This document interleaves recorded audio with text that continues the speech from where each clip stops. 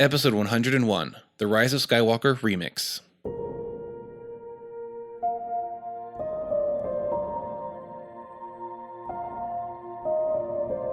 Welcome to the Visionary Variety Podcast, where we cover cool stuff like photo, video, film, books, and technology. So switch on your brain and enjoy the show.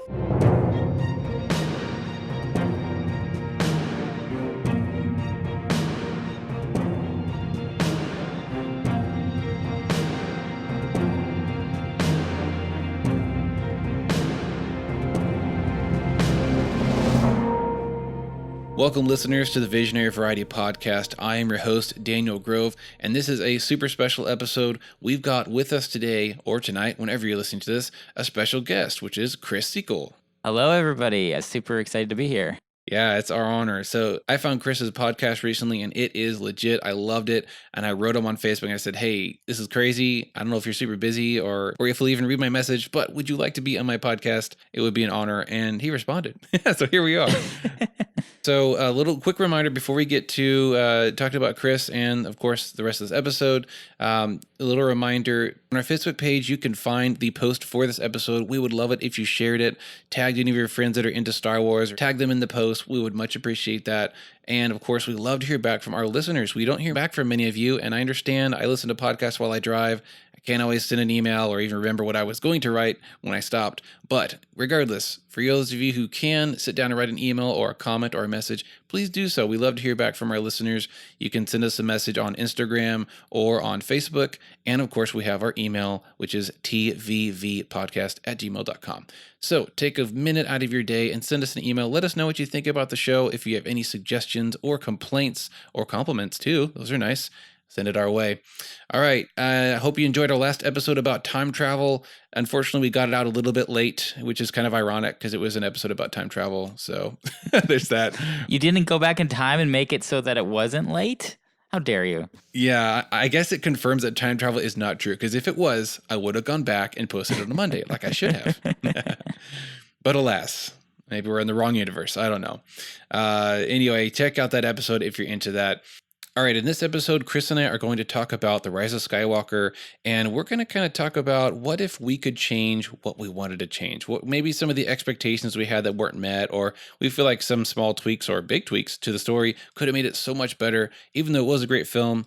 Hindsight's 2020, and it's always fun to say, let's play armchair director and pretend that we could change anything we wanted, and I think some really good discussions will come out of it. So before that, let's hear a little bit more about Chris. Chris Seekell, why don't you tell us about yourself? Who are you? What do you do? And tell us about your podcast. Well, I'm a human from Earth, and I talk into mics on the internet. I guess you could call myself a Star Wars podcaster. I mainly podcast about Star Wars.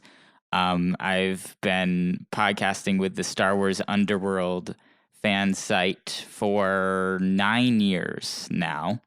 Wow. And we do a podcast every week, and we've been doing it pretty much every week without missing more than maybe a few weeks out of each year for That's 9 awesome. Years.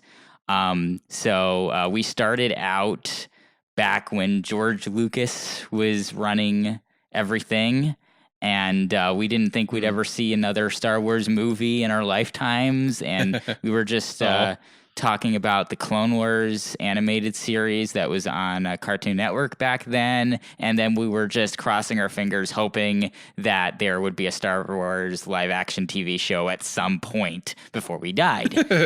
So that's kind of the headspace that we were in when we started, when we were kind of all teenagers and wrapping up high school. That's when we started, and now we're all adults trying to make it in the world, still getting together every week to talk about Star Wars. And it's been a really crazy past 9 years, because we've had, I have to actually count on my fingers now how many films we've had. We've had 5 films that have come out. We've had lots of animated shows. We've had finally a live action TV show on Disney Plus. It's about time, right? So many things, video games, so many things. Yeah. And we've been talking about all of it every week on the Star Wars Underworld, and it's been quite a ride, and I really enjoy it. That's awesome. Now, do y'all have a .com, or how can our listeners find your podcast? StarWarsUnderworld.com, and on social media, we're at our initials at the SWU. Very cool. Now, tell us quickly about your history with your love of Star Wars. Like, why and how did you fall in love with Star Wars? I think for me, it was the toys that really got me into it. So I was born in the early 90s. So I had a few years of childhood being a Star Wars fan before the prequels came out. And I love the Legos and the action figures and the vehicles and just all those things. I was really into that as a kid. I watched the movies quite a bit, but I think what separated Star Wars from other things like Star Trek and Indiana Jones for me was just how cool the toys were and how much of a sandbox the universe was, and just the concepts of the Jedi and the Sith and stormtroopers and all the blasters and the lightsabers and the starfighters and all that stuff. Just to really piqued my imagination as a young child, and I loved playing with the toys. And it was something that I really never grew out of. I continued collecting the action figures up through adulthood, and I didn't really expect it to be something other than just a personal thing that I did as a hobby. But what ended up happening was when social media started becoming a thing, I kind of took my hobby to social media and started making groups online about Star Wars.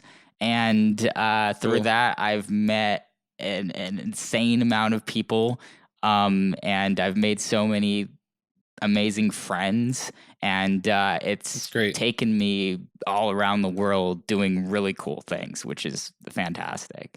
Wow, that's really cool. Yeah, similar with me. I grew up watching the old movies. I was born in '88, and I always had a special place in my heart with those movies. They were always so interesting, and despite their age, they were still so cool to watch as a kid. It wasn't like, oh, this is a dated old sci-fi movie. It was still exciting to watch. And Lego and Star Wars were just made for each other, weren't they? Yes. Just perfect.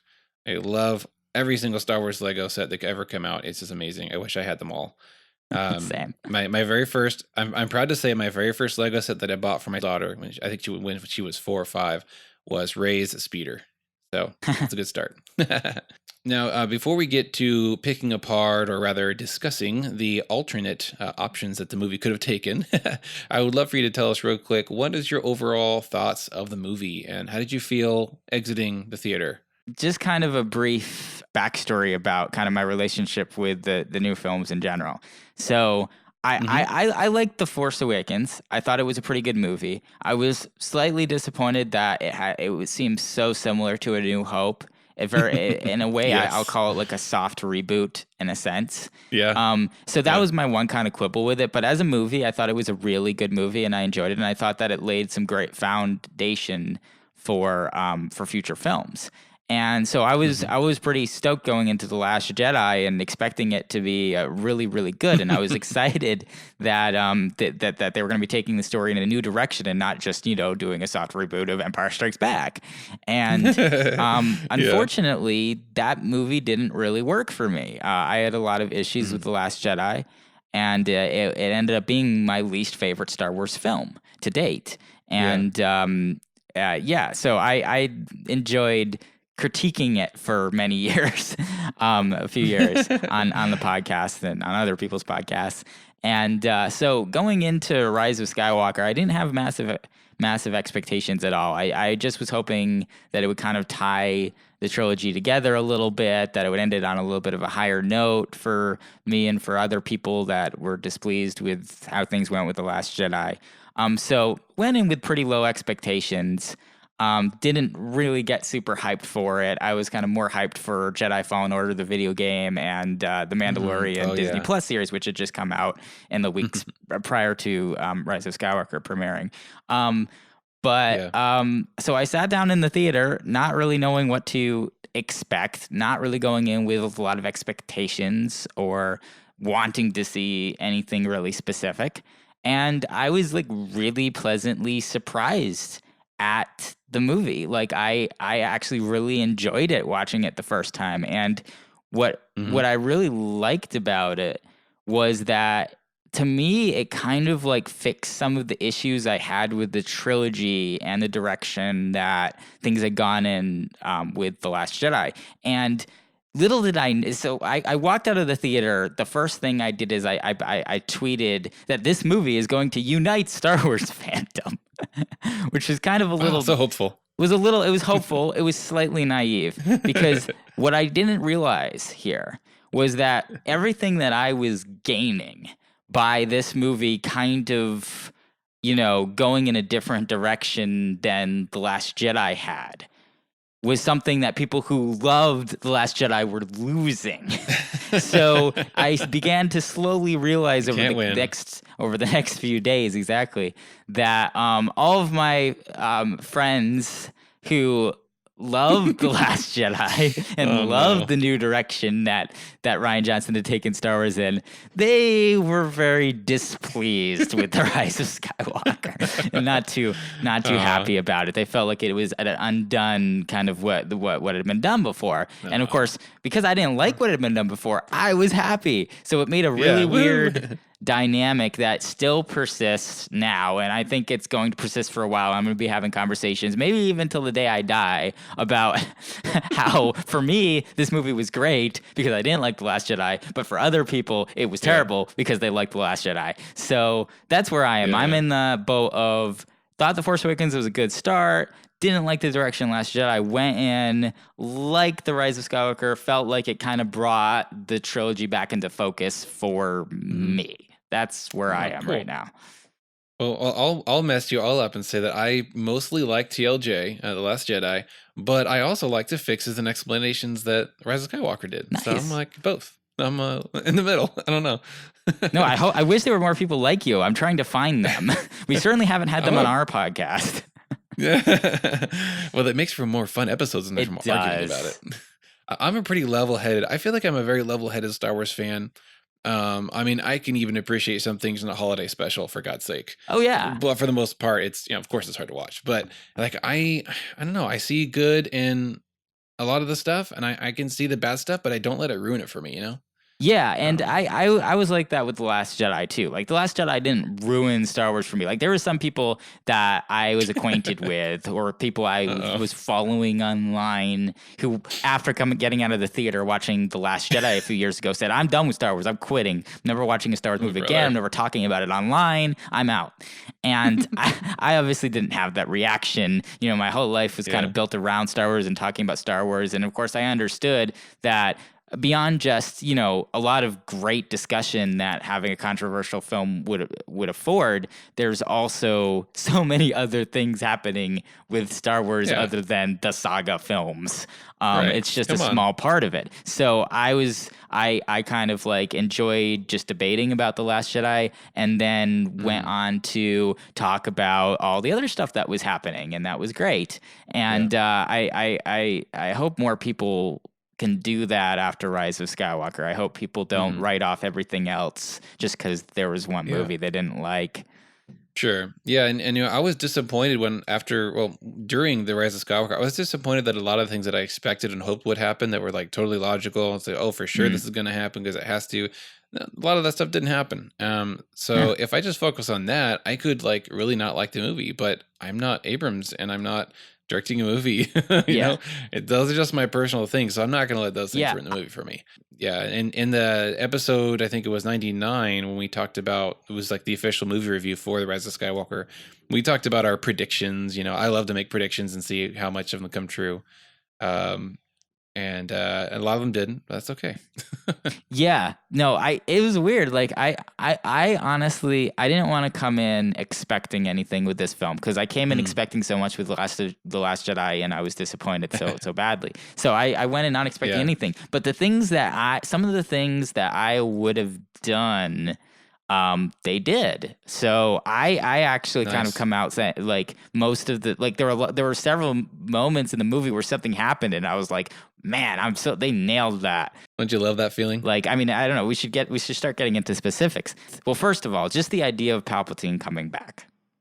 Like, I'm fine with it, and the reason why Yeah. I'm fine with it is that I don't think they set Snoke up to be an interesting enough and unique enough villain to really be that main overarching guy for the trilogy. And then they killed him off too, so he couldn't even be in the third film.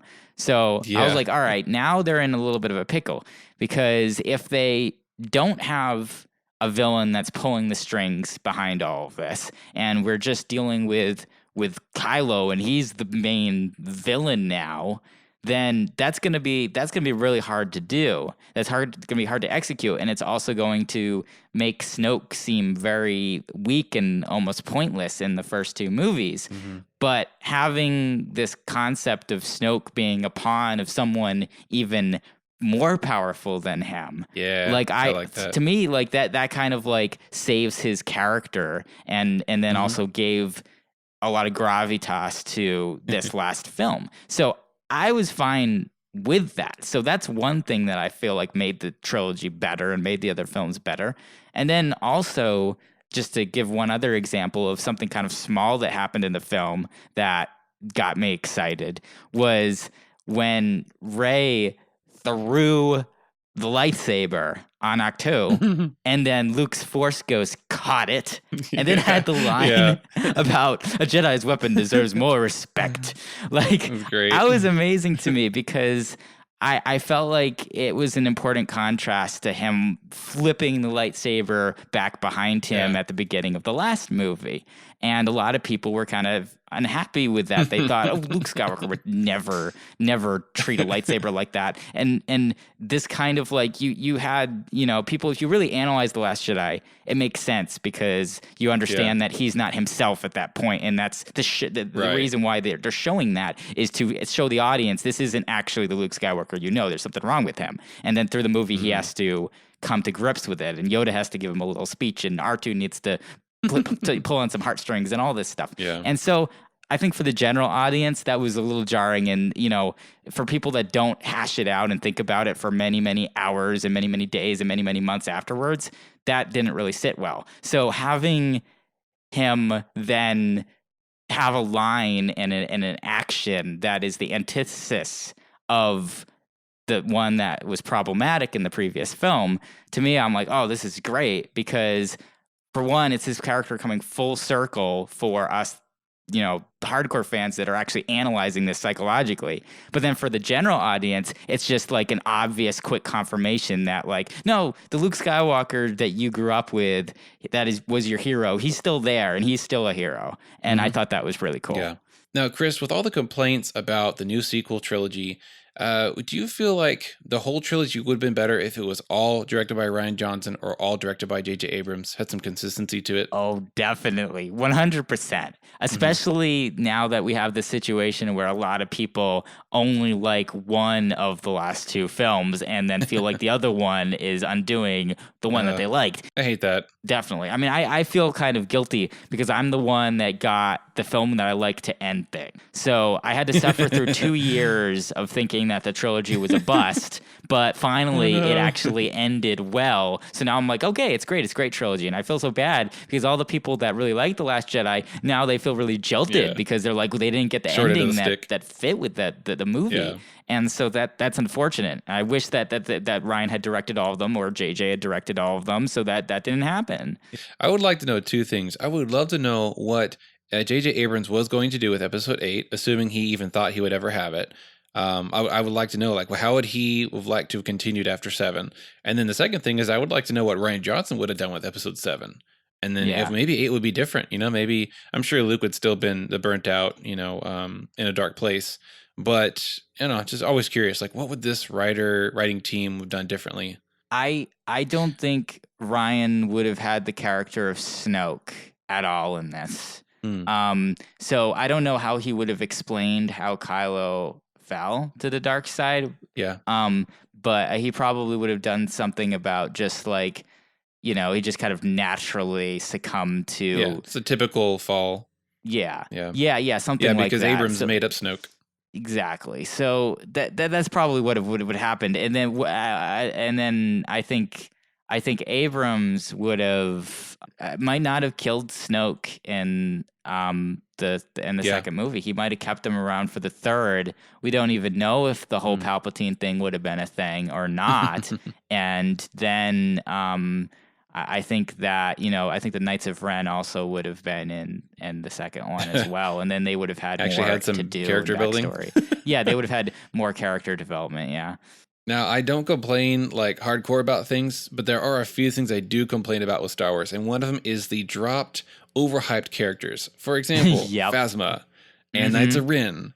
I made a list of them. There was like 4 of them. That was like, oh my god, it's gonna be such a cool character. And then, wow, I got nothing out of that. And Knights of the Ren was definitely one of them. Phasma, of course. Oh, the Sith Troopers got like 10 seconds of them. Yeah. Yeah, you're right. Yeah, it's just like, wow, Star Wars marketing, you're really doing a great job pumping up these characters, and then you don't deliver with the movie. Well, it's very annoying. It's really tough to be a marketer for Star Wars for that reason. Like it's because you don't really know which characters are going to play well with the audience, and you don't know which ones are going to be featured in the final cuts of the film because it's always shifting. True. And obviously, like with Force Awakens, Traitor Trooper ended up being the big guy, and it's not necessarily about development or screen time. It's just some characters and tickle the audience's fancy. Like, who knew that Boba Fett would be like one of the most popular characters in the original trilogy? I don't think Lucas intended for that. Yeah. It's just something sometimes that happens. They went some way, but also it's kind of a cover up to not expose too much of the plot devices that tell the real story. It's true. It's like, well, look at these cool fluff things that distract you, but they're so cool eye candy, Yeah. Because you can't reveal too much of the plot in the trailers throughout the year. How different, I gotta say quick, it's amazing how different marketing is, because I remember watching, it was a 60-minute special on George Lucas before Revenge of the Sith came out in 2005. Ooh. And they showed like the entire plot of the entire movie in the like preview clips during the process of the special, and they went to Skywalker Ranch, and you saw them like doing the visual effects for like all the scenes. And I mean, I understand to an extent like we kind of already knew the story because it was a prequel and there weren't a lot of surprises, but like seriously, like they just went through like the entire plot of the movie and what would happen, and showed clips from the entire thing, and it was really jarring to me going back and watching that, because of course I remember like there wasn't really such thing as like spoiler culture in when I was a kid, like, because I remember watching that 60-minute special, and that's why I went back and watched it again, because I'm like, this is kind of cool reliving something as an adult that I watched as like a 12-year-old. And like again, I don't remember crossing my arms after watching that and being like, oh my gosh, the movie's ruined for me. I just remember being like, oh cool, I'm so excited for this movie. It looks so cool. Can't wait to actually watch it. Yeah.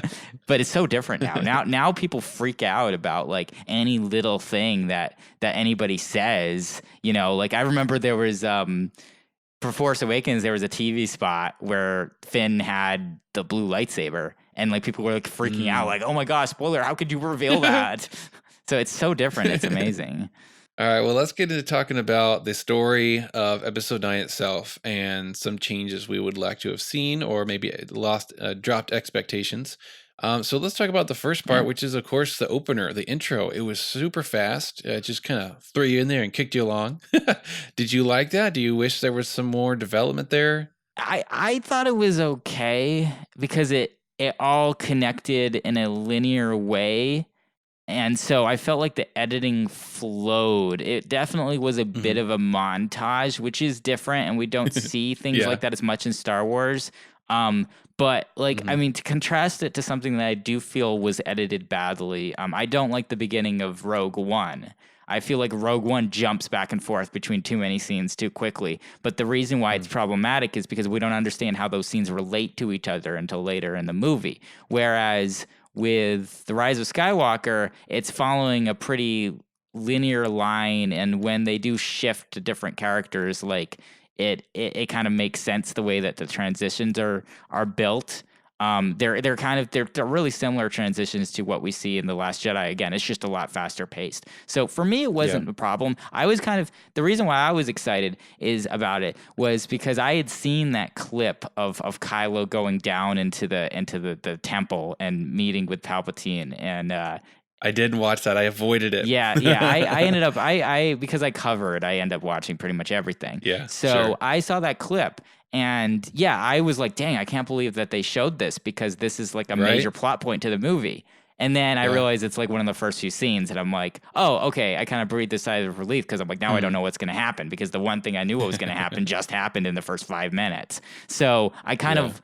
It's a weird reason for liking it because again it has nothing really to do with the movie, it has to do with the marketing, but because of the fact that I had seen the clip before, I was kind of glad that they got that point of Kylo's search for Palpatine out of the way really quick, just because I knew it was going to happen and I just wanted to know what would happen after that, and the whole movie was what happened after that. So I don't know, I think that for me it worked for both conventional and unconventional reasons. Now, something that I had kind of wished on my wish list of things I hope to have seen was I was hoping that after 8 that Rey would take to studying those texts, which she smuggled onto the Falcon, and I was hoping that we would see her have already created or begun to create her own lightsaber. We see it at the end of the movie, which is super awesome, especially because it was yellow. Yeah. But I had this like headcanon. I was like, okay, she knows bow staff. She's a bow staff fighter, right, with her staff. And I was hoping that she would make, crazy idea, but a double-sided staff saber. I know, is that too much to ask? I was really hoping for that. That's not. I mean, I had similar thoughts as well. Pretty much during the entire marketing of The Force Awakens, I was kind of thinking like, okay, at some point there's going to be a double-bladed lightsaber because she's always seen fighting with the staff, and so it surprised me in The Force Awakens. It surprised me in The Last Jedi, and Rise of Skywalker. At this point, I'm not surprised anymore, just because I'm used to 2 movies where they didn't do that. So at this point, I'm kind of water under the bridge for me. But yeah, initially it was kind of a little surprising that there really wasn't a huge connection between the staff and the saber at all. Now, she used the end of her quarterstaff to make her saber hilt. So I had this crazy idea. I was like, she could still connect it to her staff. If she really wanted to. She's crafty. She could do stuff. There could be 2. Yeah, and it's, I'll be vague about this because I don't want to spoil anything for anybody, but it's not unprecedented in Star Wars for someone to start with a single and then end up with a double later on. Yeah, because she got 2 end of her staffs and they're identical, so she could have made a second one. We just haven't seen it. Yeah, so it could end up happening. Yeah. My first viewing, when that last scene happens and she turns on her yellow saber, I was like, "Oh my god, staff saber!" And then the second viewing, I was like, "Wait, I didn't see the staff." And then when she goes down into the Lars homestead, was it the Lars homestead? Yeah, on Tatooine, you can see it clearly on her side. It's just the hilt. I was like, dang, I actually hadn't noticed that little tidbit yet. So that's cool. Now I have something to look forward to when I see it for a 6th time. Wait, I noticed something that you didn't notice in 5 viewings? Yeah, you did. Yeah.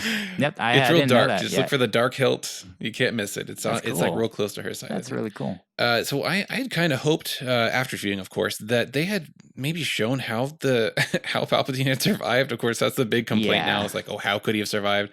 I'm sure there's multiple ways he could have survived. And one that I would love to have seen would be like, I kind of hoped his body would have died and they'd shown that, but his Force ghost would have come out and possessed someone or something and traveled to Exegol, got on an escape ship real quick. Maybe he had a procedure for this exact thing happening and he was already ready with it. So he had got out of there before it blew up. And what about you? Do you think there's a better way they could have shown his survival, or you don't even care? Honestly, like, it's Star Wars, and unfortunately, like, unless you actually see someone's body just go limp or disappear, they're not dead. Like, Darth Maul was presumed dead. He didn't die.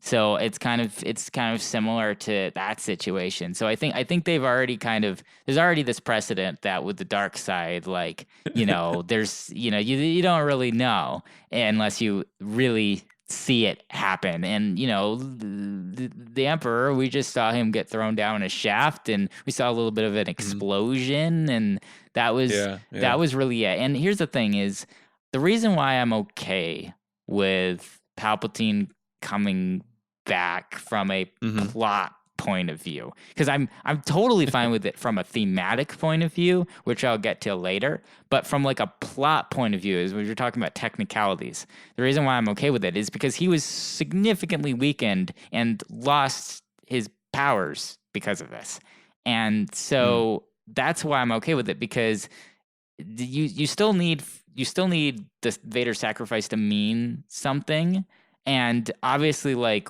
it means something because he saved Luke, so that automatically is Yeah. meaning something. But then in addition to that, it means something in the big cosmic struggle too, because he took Palpatine out for a little bit, and Palpatine, Mm-hmm. lost his.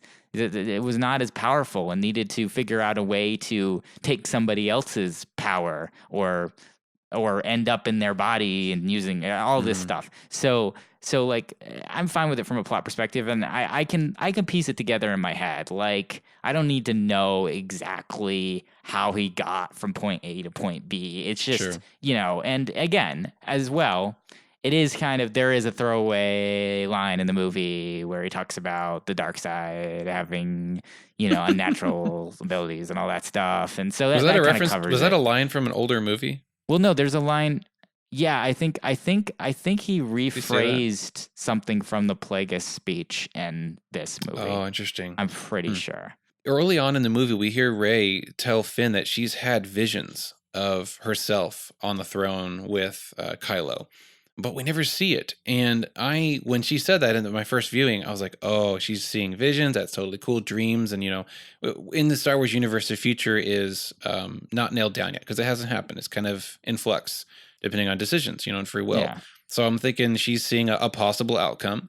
And with the big trailer reveal or whatever of Dark Ray, I'm thinking that's like a possible future of her. If she goes dark, like that's who she could become. So I was really hoping that they would have shown the visions of her sitting on the throne as Dark Ray with Kylo, next to her or whatever. But man, that Dark Ray, oh, that was another character that was totally hyped, but just a dropped opportunity. It was Dark Ray. I'm like, she got like 5 seconds of fighting. They never explained what or who it was. I was very disappointed with the Dark Ray part. How did you feel about her? Well, I think the Dark Ray was a vision. I think that was Yeah, what you wanted to see. it wasn't physical. Yeah, Mhm. no, it was so that is that vision. We did get that visually. And we've already kind of seen it established that when Rey has visions, it's kind of like the audience is pulled inside it like it's a part True, of actual reality, because we saw that happen in Maz's castle with the lightsaber. So that makes sense. And I don't think we necessarily need to see everything. I kind of thought that the visions that we saw in Revenge of the Sith with Anakin was kind of weird and kaleidoscopic. I'm forgetting what those were. Yeah, Honestly. yeah. There was like this can't scene. recall. There was this scene that they showed at least once, maybe twice, in Revenge of the Sith, where you had Padme giving birth to Luke and Leia and like Oh yeah, real screaming trippy, and kind dying. of dreamy. Yeah, and it was Yeah. just like the editing of it. Again, it looked kind of like a kaleidoscope. It was just really Yeah. bizarre and weird. And then it would cut to like Hayden Christensen, sweating in bed. Like I did not Ew. think that was executed well. So I'm fine not seeing it unless it kind of like fits within the fabric of just the story and where the characters are Yeah. physically.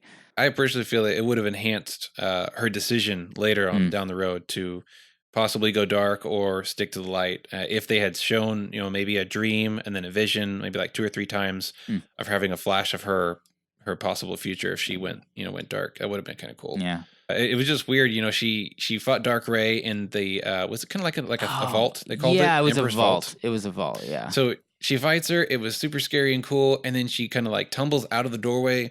And then Kylo's there, and she's just like totally cool with it. I would be like looking over my shoulder, like, "Oh my god, that thing! What did I just? Well, it what shows you happened in what there?" she is seeing that wouldn't be I guess jarring to so. her. She also kind of keeps her cool pretty well in crazy situations. So It sure does. there's certain intangible characteristics that some people have that Rey has. So I'm fine with that. They're showing an extraordinary person, and that's their intention.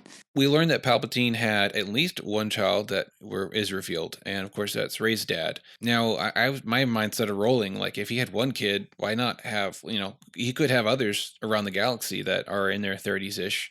And I thought it would be kind of cool if they had actually drawn in some of those characters, not even maybe showed them, but explained or revealed that he had drawn in his children back to him to use them as either temples to put his Force Ghost in, or just use them as tools around the galaxy to manipulate things in his favor, and just used them up and killed them.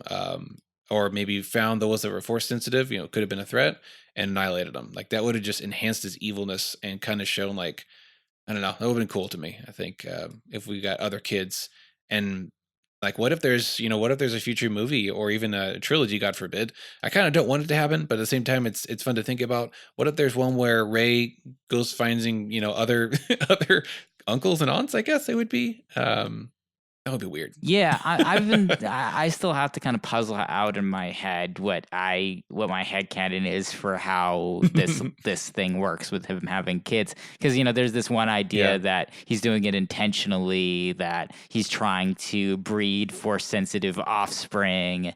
And then there's another alternative idea that, it's just was something that he did to be part of that mask to seem normal and to not have people suspect, what his plans were. I think that, let's say that Rey's parents were around in their 30s when she was born. So that would kind of push it back to kind of Phantom Menace era when they would have, her parents would have been born. And, at that point, I think are already in the old canon that I think is no longer canon. He would have already kind of like massacred his whole family by that point. But now it's open again. Now we don't really know. Yeah. And so, there's a lot of familial stuff that's cut out of the prequels because it's very, it doesn't really add much to the story for it to be there. Like, I remember there was a lot of scenes with Padme's family in the prequels that didn't end up in the final cuts of the films because it just didn't flow really well. So there's this whole scene with the Nabaris, and like Anakin is going to have dinner at the in-laws, and like there's all this stuff. For her being royalty, we don't see any of her family. Like, is she just this lone wolf, like with no family on Naboo? It's weird. I'm thinking that the idea that I've always gotten is that the position of queen is an elected position. So she's not really royalty. She wasn't a princess before she was a queen. Interesting. Yeah, I think that the queens are democratically elected. It's basically like a prime minister, essentially. Because, again, she's not referred to as queen after the fact. She gets replaced. So that's the one thing that I'm confused at, and I don't know if this has been filled out in canon, because I know there's a lot of YA novels about Padme now that are out there that I haven't read, but just how she has two last names, it's a little confusing. Like, she's Queen Amidala, yet she's Padme Nabari, so that's a little confusing. But anyway, the point is, there's a lot of domestic stuff that's cut out of the prequels because it just doesn't fit with the war epic that they are, and so you could just assume that there would have been domestic stuff with Palpatine if this idea had existed in George's head way back then, but it might not have even ended up in the film. Let's go back to Rey's parents. One story piece that I feel would have enhanced the movie a good bit is showing more of them. I mean, we get just a few flashes of them. We barely even can recognize the actors and actresses who played them, although I found them online. But, I would love to have seen maybe just 3 minutes, just a longer little bit of storytelling of them versus Oshi and hiding her. It would have been really awesome to see like both parents go at it in the Force. I don't know, maybe just the dad had the Force and fought off the guy who was trying to get her. I don't know. That'd have been cool. Well, see, one of my potential issues with the film, because I haven't really brought much up yet on my side, is that I do think if it was a longer film in runtime and had more scenes that dealt with some of the supporting characters and minor characters to flesh them out more, I think it could have come out as a stronger film.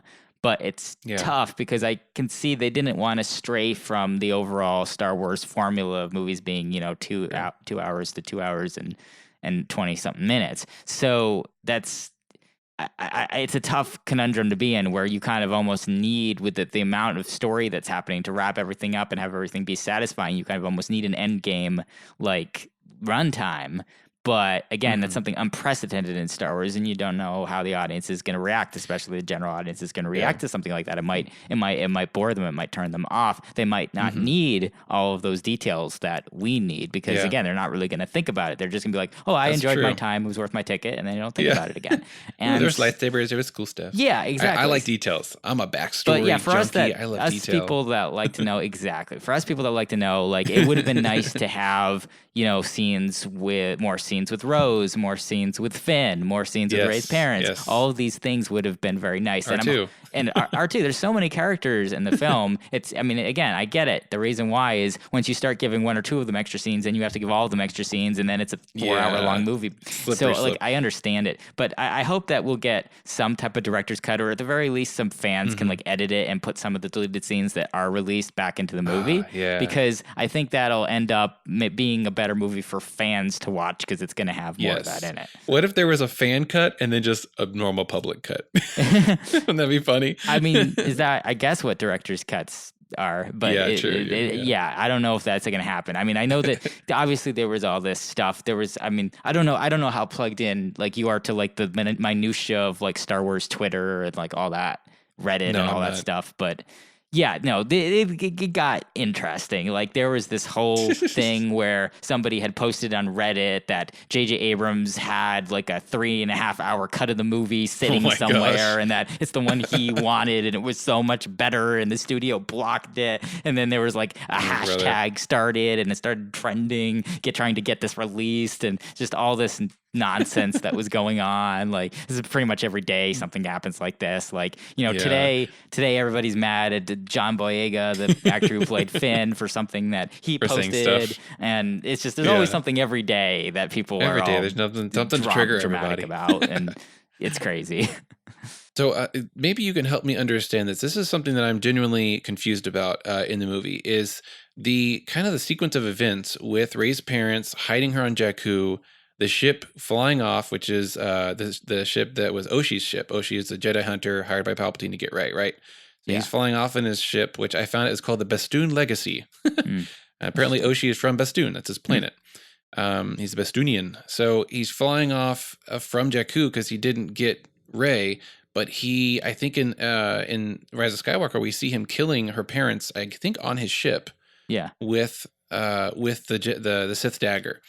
So I'm just confused because, like, did he come, not find Rey, grab his parents, yank them onto his ship, and like question them there, and then kill him? It just seems weird. There's a couple options here. One of the things is he could have betrayed the parents. He could have kind of presented himself as like a friend of them. But that doesn't make as much sense, because he was after the girl, and he would have. How would they have gotten her away from him without him knowing if he had gained their trust? So I think the better option is that the ship was originally the parents' ship, and he just took it. Oh, you think so? You made it his ship, yeah. On all the visual dictionaries, though, it says it is his ship specifically. Well, again, if he takes it and then he uses it for 20 years, that would make sense. Oh, that's true. That was in the past, yeah. Yeah, that could be it. It gets confusing because he goes to Pasana for, I don't remember what the reason was, out in the desert. And that's where he ends up dying on a speeder with the snake thing. We assume the snake ate him. He was after the dagger, because he was trying to find he was trying to find Palpatine. Well, he already had the dagger because he used it to kill the parents. Oh yeah, he already had the dagger. No, he was after the Wayfinder. I don't know. Maybe he was, because there was something about he had the Wayfinder, but then the Wayfinder ended up. He had to have the Wayfinder to get back to Palpatine, because he was on a mission to come and get Rey and go back to Exegol. So he had to have the Wayfinder to get through that nebula thingy. Right. So he's the reason why Pasana is important. So the reason why Pasana was important to him is confusing. I agree. It's just kind of hazy. Yeah, no, that is a little hazy. There wasn't an explanation for why he was on Pasana. I can't think of one right now. I had this crazy fan theorist building. Once the very first trailer came out for Episode 9, we see that Bastoon Legacy ship flying over that night city, kind of in the mountains, which I think, where was that? That was the planet that got blown up with, Zori Kajimi. Bliss is, yeah, Kajimi. So I started connecting the dots, and I found out that Zori Bliss was on Kajimi. I'm thinking, oh my gosh, Zori Bliss is totally Rey's mom. That ship left, went home. That's where Zori Bliss is. Oh my gosh. She's her mom. Oh my gosh. And totally wrong. That's funny. But I actually, have you read Lost Stars by Claudia Gray? You know about that book? Sitting on my bookshelf and is literally the next book I'm going to read. Oh, read it. No, yeah, I'm excited. Read it, because once you finish it, you'll be wishing that those characters were Rey's parents. It was perfectly set up. I bet. It's like they were on Jakku. They're the right age. One was force sensitive. One maybe had a British accent. It was perfect. It just totally dropped. Yeah, so. maybe Claudia Gray was like thinking like, oh, maybe they'll use this stuff and tie it into the films. I'll get royalties. I'll get rich. Yeah. Nope. No. Yeah, that was a little fan theory of mine. That, again, a little disappointment there. I had kind of had multiple ideas of who Rey's parents could have been. I did not expect Palpatine, though. I actually did. I'm on the Star Wars The Saga Continues Facebook group, which is like 30,000 people. It's huge. Yeah. And I did a poll maybe like a few months ago, and I said, who do you think Rey's parents are? And I had like 20 options there, and only like 4 or 5 people picked Palpatine. Yeah. There was more votes for Obi-Wan. I'm just like, seriously, guys? Come on. Thought we were past this.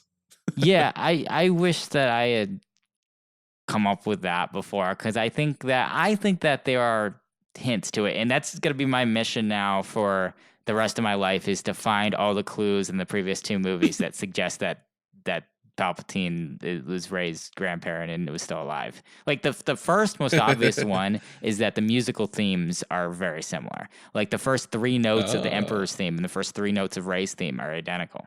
All right, another thing, and I feel like I keep bringing it back to Rey's parents, but this was something that I would have loved to have seen, was Dio, the new droid. Apparently belonged to either Rey's parents, if you're right, and the ship was theirs. Dio is the family droid. Or another almost equally interesting option is that's Oshi's droid, which may or may not have witnessed the death of her parents. And I was kind of hoping that they would figure that out and like access his memories and see this horrific flashback, or get some information about that whole saga, which Rey is totally oblivious to, and be like, oh, Dio was there for all of that. That would have been kind of interesting. Yeah. What do you think about that? You think that would have been... That would have been interesting. I think, so I'm going to get into the big kind of like reasoning why I think that this movie's being critiqued incorrectly. And it's because I think it's at this point we're used to the plot of Star Wars really lining up and being very coherent. And that's because I think George Lucas was really good at that. Like George Lucas was really good at setting up a universe, and then everybody else, of course, had to play by George's rules. So they had to make sure that when somebody else was writing something Star Wars, it had to fit with what George had done. So we were used to this universe where everything made sense, everything was lined up, and there was plot exposition for everything. And then we're getting a movie that is not a plot-centric movie at all. Like it's not about the minutia of how characters are getting from point A to point B and the reasoning behind why everything is happening. There's no like exposition about causation and effect and things like that. Like this is a very thematic movie. It's a movie that is kind of like a thematic poetry, and it's trying to kind of like give a message and kind of elicit certain feelings from the audience throughout the movie, and have certain relatable emotional things. So like, for instance, with Dio, like the kind of the whole plot of why he's there, what he went through, why he's even part of the movie. Like, it's not there's the small plot reason because he helps the characters find something later on. But really, he wasn't there for that reason. He wasn't there just to move the plot forward. He was there as part of a thematic poem because BB-8 transfers some of his power to him to bring him back. And then Rey shows kindness to him by fixing his squeaky wheel. And so what that is it's a foreshadowing of Rey healing Kylo Ben towards the end of the movie, and that's why that's there. It's to underscore that. That's cool. I didn't think about that. Yeah, she is kind of a little foreshadowing to the bigger thing in the Yeah. end. That's nice. So Leia's dying was weird to me because she Hmm. was dead, but she didn't become one with the Force yet. It was like she was holding out somehow, even though she was dead. And we have this memory ghost almost meeting with Kylo of Han. And I feel like if Carrie Fisher had not died, it would have been Carrie Fisher meeting with Kylo through the Force. What do you think about that? Did you like the Han ghost? Did you like or not? I know he didn't want to go. He was a memory, but did you like how that whole thing played out? Was it a little awkward to you? That was another one of those moments where I was so pleasantly surprised, and I was not even expecting that to happen. But the fact that it did is so Mm-hmm. brilliant because I think people have, it's difficult for the last scene with Han in it to be a scene where he is so brutally killed by his son. Like that's a hard way Mm-hmm. to go out as a character, and it's like Han is so many Yeah. people's favorite Star Wars character. Like he's a huge part of the fabric of Star Wars, and so to Mm-hmm. kind of have a character kind of be, have a movie that's supposed to be his send off movie that's supposed to be about him kind of more than the other returning characters. And then to have that ending with him that way, where he's just kind of servicing the character development of a new character in Kylo, like, that didn't really sit well with a lot of people, and it's kind of Mm-hmm. unfortunate that it kind of went down that way. So I think bringing him Yeah. back to kind of have a redo of that scene where it's the opposite It effect. was totally a redo of that. It is. I I saw mean, that too. It was like he faced a lightsaber toward him. Like, what if he kills him again? yeah. I When- mean, he's gone. Again, it's replayed from his memories, Kyle's memories. yeah. So because of that, Mm. it has to kind of have some of the similar beats Mm-hmm. to the scene True. we've seen before. So it is kind of like a redo in a sense, but it's an alternate universe redo where things go in a good direction instead of a bad one. Yeah. And Yeah. so that's important because again, it's important for Kylo's character because now he knows that killing somebody in cold blood like that isn't going to help him. It's just going to continue to make him, because he obviously thought in the Force Awakens that killing Han would silence the conflict within him. That this conflict between Mm. the light and the dark would go away when he killed Yeah. Han, but that didn't. It still remained, and I have a personal theory about that, which isn't necessarily canon, which is that Han pushed the button to ignite the lightsaber. And the reason why I think Oh. that is because I think that Han knew that if Kylo did kill him in cold blood, it would cause him to fall and be completely irredeemable. But sacrificing himself in a way that similar to how Obi-Wan gave up fighting and allowed Vader to kill him, Mm-hmm. still allowed it took away the power from Kylo over that moment, and then also gave a potential for Han to come back at some point through memory or some type of story trickery, to Mm-hmm. kind of echo Obi-Wan coming back. So yeah, so I thought that it worked really well for Kylo's character, and I felt like it was great for the audience to see Harrison Ford again in a happy scene instead of a traumatizing scene.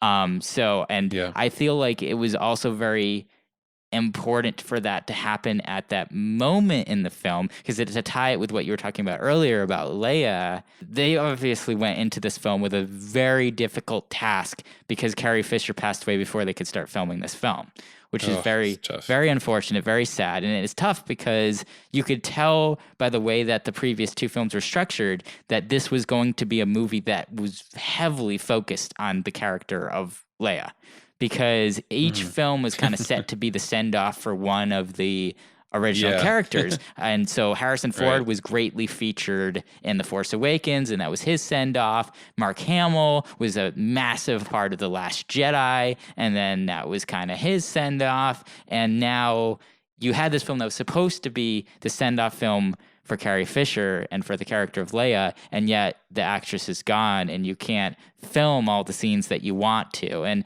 I feel like Mm-hmm. given what they had they did the circumstances that they had. Oh I yeah, think that they did a they did great. It's pretty very good clever. job with handling her and having enough of her in the movie where she still had a presence, and then enough that you could have that ending with her character, that kind of almost twofold ending where she passes away and then she disappears. Her body disappears. I thought both Hmm. of those things were done in very great moments. So that scene where she sacrifices herself as a part of the whole, bringing stopping Kylo in his tracks, then Rey killing him, but then bringing him back, and then Han coming from his memories, like that whole thing.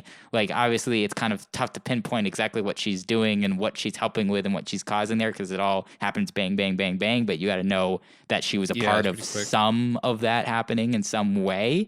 So she sacrifices herself there again in a kind of similar way to how Luke sacrifices himself to conjure himself to protect everybody else against Kylo in The Last Jedi. So having her then kind of die, the character die at that moment, and then having that moment where there's a beat where you have kind of like her funeral in a sense, on the base, and you see her body Hmm. on the with the covered, like that was the moment where they're kind of like that's one of the most out of universe moments in Star Wars because that is doubly serving as both kind of a farewell moment for the character of Leia, but also kind of like a final farewell moment for Carrie Fisher. And so that was really good. And Yeah. obviously it was a very emotional moment. So to go through that emotional, the kind of the traumatic moment of kind of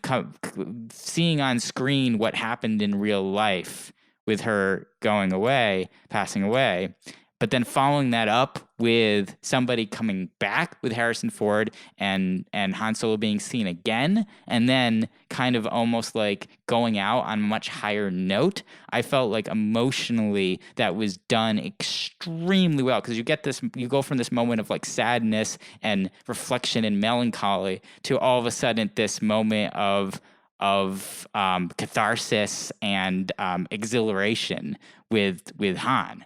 And so it was like emotionally like a really good turn that I felt like was executed very, very well. So because of that, regardless of whatever was going on with the plot, I feel like they handled the emotions of those moments well, and that's why I appreciate them so much. Yeah, they did a great job. I think they only had 10 minutes of footage from episode 7 Yeah. of Carrie, and they made it work really well. And I can't imagine how emotional that must have been for Carrie Fisher's daughter on set, going Yeah. through those scenes and filming and Yeah. things like that. A few days ago, some information came out that her daughter, what's her name? Billy Lord. Yeah, so she actually played the body double of Yep. young Leia in the Jedi training scene. It's just Yeah. like, that's so cool. Yeah, it's Oh, awesome. neat. I would love to see maybe some future movie adventures with like a weird team of the Resistance, such as her and maybe Dominic Monaghan's Mm, character. And there's a few new characters. Rose, of course, would be cool to give her some new stuff to happen. That'd be a neat little team up. yeah. Not mainline characters and flesh them out, give them some adventures to go on. Yeah. So I heard a few people online complaining that they had wished they had saw Palpatine have a lightsaber fight with Rey and Ben, and I just feel like that would have been weird. Hmm. I'm glad that didn't happen. I feel like they're just so beyond lightsaber fighting at that point. Yeah. Like the powers that are present in that room and the plans is just like you're gonna lightsaber fight about that? No, You you're gonna don't. duel this with like crazy force powers or words and manipulation. Yeah, lightsabers those are always that's always the way that the next generation fights. So you have the original like Star Wars generation with like Yoda and Obi-Wan and Anakin, they're fighting with lightsabers. But then when you move on to A New Hope, you just have that one quick thing with Obi-Wan, and then after that he Mhm. doesn't pick up a lightsaber again, and then it's all up to Luke, to carry the torch for the Jedi, to carry the lightsaber. And so then they've done something kind of similar in the sequel trilogy where Luke doesn't fight with a lightsaber, and you don't see, any Force Ghost doing anything either, and you don't see Leia doing anything except for that flashback. So it makes sense. Yeah, let's talk about the ending where she defeats Palpatine. It's funny. We keep calling him Palpatine. We should just call him Darth Sidious. I mean, that's who he still is. I feel like the name Sidious is not said once in the whole movie. I don't think it is. Well, the thing that's interesting about that, I think Darth Sidious, I think that might have been used in The Last Jedi. I think Luke Skywalker said that word, Sidious. It's almost not even canon anymore. You don't hear it so much. Yeah, it's interesting because the importance of the Darth name exists when a character kind of dies and is reborn as a Sith. And that's why you kind of see that shift from Anakin to Darth Vader, and it's like viewed as two different people, two different characters in a sense. Yeah. And it's kind of similar with Kylo Ren and Ben Solo. But I think that Palpatine, he's already dark. He's already evil. So Palpatine doesn't die when he becomes Darth Sidious. He didn't change. Yeah. I mean, it's kind of... She was always a butthole. Yeah. The only one that is intriguing to me is Dooku, and how because he's trying to hide the fact that he's a Sith Lord, kind of. The name Darth Tyrannus isn't really thrown around as much as it is with, say, Darth Maul. Yeah. But other than that, I understand why, it's like Palpatine, the Emperor, Darth Sidious, they're all interchangeable. They're all words for the same thing, which is this evil person entity that is the main, the manifestation of the dark side of the Force in the Star Wars universe. You talk about Dooku. Have you read or listened to Master and Apprentice? Not yet. I'm looking forward to, though. Pretty good. I just finished it last week. Nice. I listened to a lot of audiobooks, and lately, just with episode 9 coming out, I've been on this like huge Star Wars binge. Nice. I listened to Master and Apprentice. I did Battlefront 2. I tried to finish what was the non-canon book about Vader's Secret Apprentice. There was a game about it. Force Unleashed. Yes.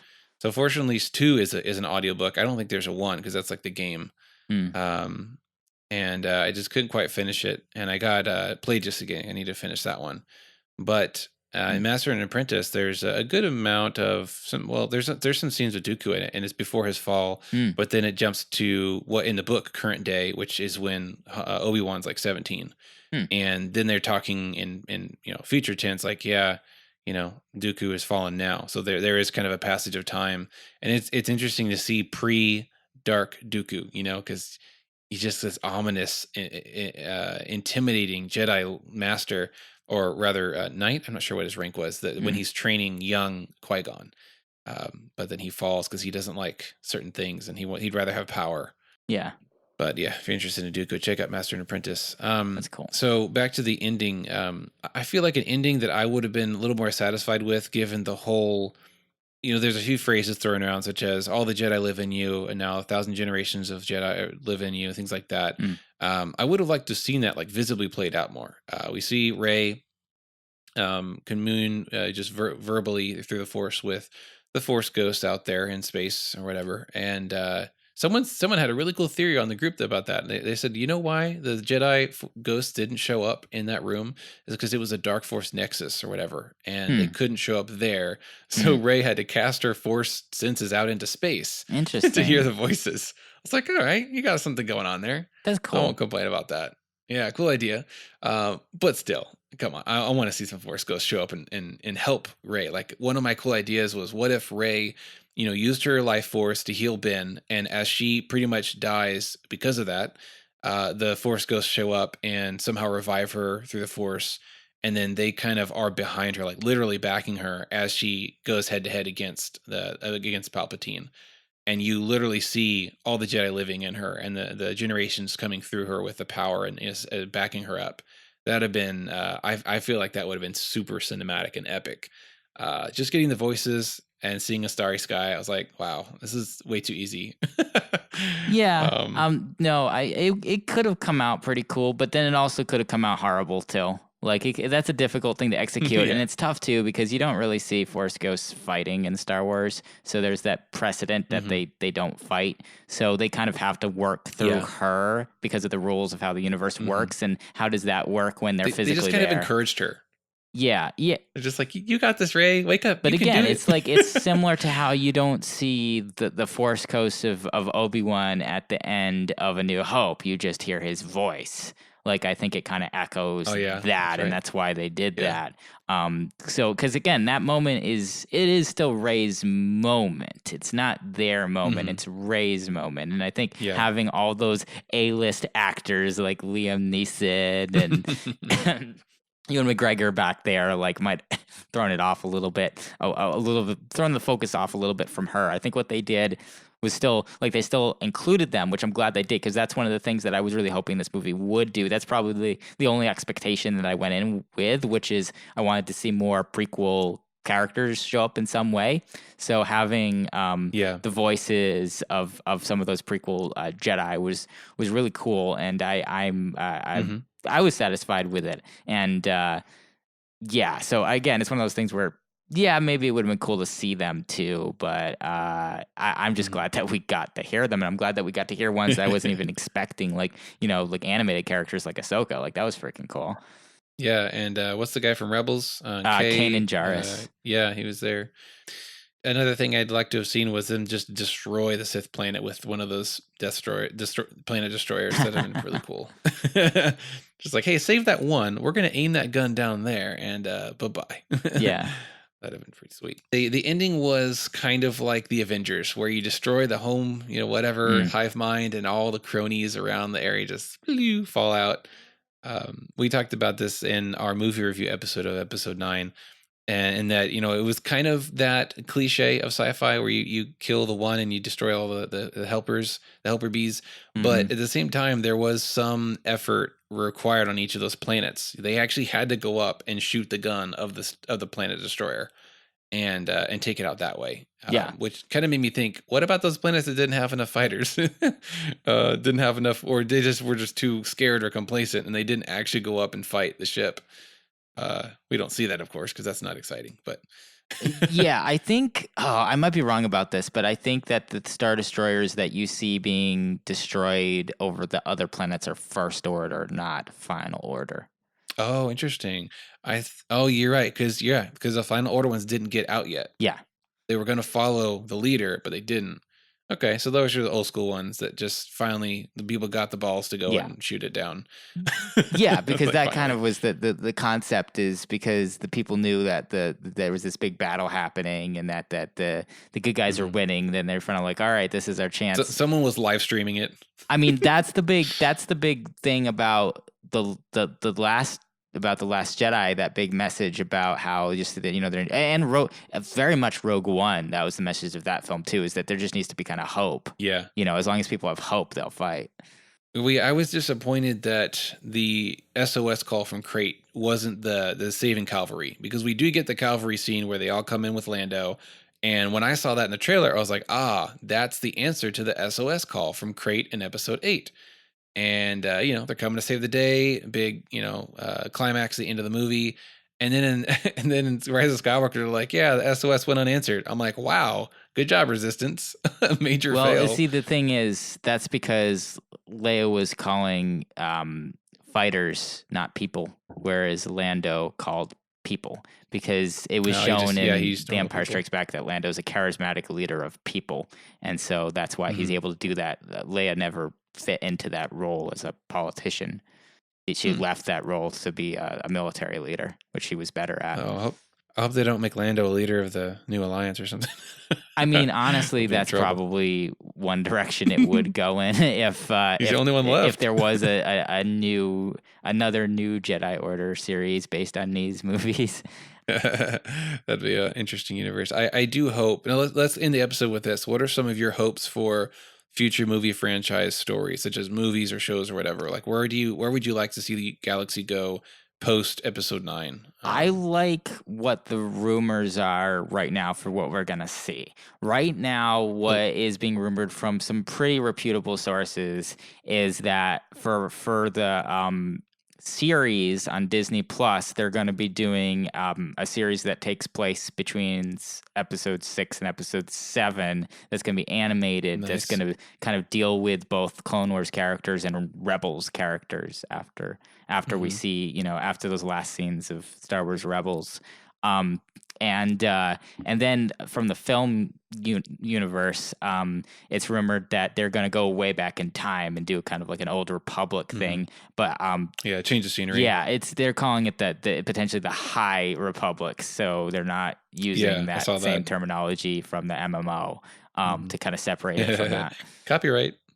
Have you seen the thing about Project Luminous? Yes, that's related to that. Luminous is supposed to. So you know how they did in the 90s, they did the Shadows of the Empire thing, where they basically had like a movie without a movie, but there was like video games, action figures, comic books, all this stuff. Fill in the gaps. Yeah. So I think what the rumor is that what Luminous is it's all the stuff but the movie, and then the movie's going to come out like a year or two later, and then that's going to be the High Republic movie. With Keanu Reeves as Revan. I mean, who knows? That'd be hilarious. Who knows? It'll be interesting to see if they source any of the stuff from KOTOR and all that. Like, it'll be interesting. But I kind of want to. I'd like to see them leave it alone and just do their own thing, because we have yet to see that in the film universe. Everything is tied into something else. I want to see something completely new. It's either the Skywalkers or some kind of Death Star. I'm so over it. I need something new. Everything's been I love the Mandalorian. Yeah. Oh yeah. Yeah. Mandalorian is great for that reason. But even that, like, it's still dealing with a lot of similar things. It's like you got the remnants of the Empire, you got bounty hunters, you got force sensitives. Like it's still tied into the original trilogy version of the Star Wars universe. It's removed enough for me that it satisfies me as far as newness. Because, I mean, every movie, even episode 8, has some reference to the Death Star. And I was like, really, guys, come on. Let's get over this. Yeah. Let's do something new. That's true. So yeah. The Mandalorian's a good sign that they're stepping away from the previous material. And I hope that just continues with future films and series. And they're seeing that they can actually make money off of that, too. Wow. Oh, I mean, creativity. That ended up being, I think, the most streamed show on the internet of 2019. And that's coming out at the end of the year too, so they don't even have a lot of time to do that. It beat out the newest season of Stranger Things, and The Witcher couldn't catch up to it. Nice, that's cool. Yeah, I would like to see a change of time and scenery, get into kind of Old Republic stuff. But I'd also like to see, when back in the day, maybe like 2 years ago, when Rian Johnson said, "Yeah, I'm going to make a trilogy. It's going to be a new corner of the galaxy, new characters, new everything." I was like, "Yes, finally newness." And then that's kind of just, I don't know, dwindled out of existence. I hope it hasn't. We don't know who's even directing like the next Star Wars movie. We don't even know that. We know directors that are potentially working on things. We know Ryan's still potentially working on something. We've heard that Kevin Feige is potentially working on something. The people that did Game of Thrones, David and Dan, they were going to do something, but then they got pulled away by Netflix. So. Yeah. So now they're out of the mix. Nate's the other host of the show. He's actually the one that convinced me to start the podcast, but him and I do the bulk of the episodes here. We're keeping our fingers crossed that there will be a Broom Boy trilogy. That's our secret fantasy. Yeah, well, Chris, thank you so much for joining me on the podcast, and it's been an honor. Yeah, no, this has been super fun. There's a reason why I do a podcast about Star Wars every week, and I have for 9 years, and that's because I love talking about it, and so I can't get enough. Yep, I hear you. It's my favorite escape from reality. Yeah. Awesome. Well, thanks again for being on the show. We hope to have you back again soon. Maybe if there's another TV show, maybe the Obi-Wan TV show movie review. I don't know. Who knows? Something in the future. I hope that our paths will cross again. And for all those out there listening, tell us one more time, Chris, where we can find your podcast and the name of it. Yes. Go to StarWarsUnderworld.com, or if you have a podcast app you like, just search for the Star Wars Underworld. We're on most of the big ones like Apple, Google, Spotify, Stitcher. And then if you want to follow us on social media, it's at the SWU. Awesome. Great. All right, guys. Well, thank you so much for listening. Write us through our many outlets of communication and let us know what you thought about the episode. Do you have some headcanon? Do you have some fan fiction you wish you could see, or something that major change to the movie that would have just made it for you if you weren't that impressed with it? Let us know. Regardless, thanks for listening, and may the Force be with you.